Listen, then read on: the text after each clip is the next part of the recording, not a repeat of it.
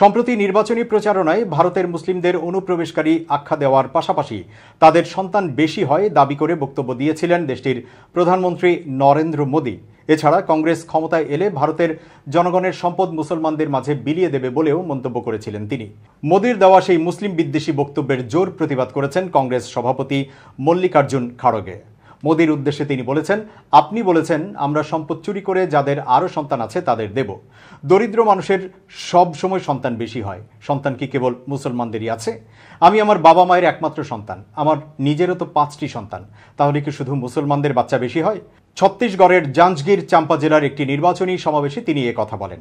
মোদীর দিকে পাল্টা প্রশ্ন ছুড়ে দিয়ে মল্লিকার্জুন খাড়গে বলেন, মোদী বলেছেন আমরা জনগণের সম্পদ মঙ্গলসূত্র কেড়ে নেব। আমরা 55 বছর ধরে দেশ শাসন করেছি, আমরা কার মঙ্গলসূত্র কেড়ে নিয়েছি?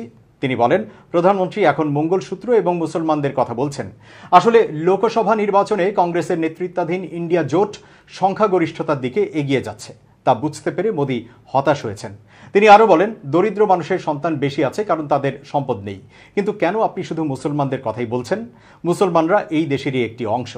এরপর নিজের পরিবারের বিষয়ে কংগ্রেস সভাপতি বলেন, বাড়িতে একটি অনুষ্ঠানে আগুন লেগে আমার মা, কাকা, বোন সবাই মারা যায়। সেই সময়ে আমার বাবা আমাকে বলেছিলেন তিনি আমার অনেক সন্তান দেখতে চান। ভারতের লোকসভা নির্বাচনে ইতোমধ্যেই 2 দফায় ভোট গ্রহণ শেষ হয়েছে, বাকি আরও 5 দফা ভোট। এই নির্বাচন নিয়ে ভারতের বিভিন্ন স্থানে প্রচারণায় নেমে ক্ষমতাসীন বিজেপি ও কংগ্রেসের শীর্ষ নেতাদের পাল্টাপাল্টি বক্তব্যে কাদা ছোড়াছুড়ি করতে দেখা গেছে।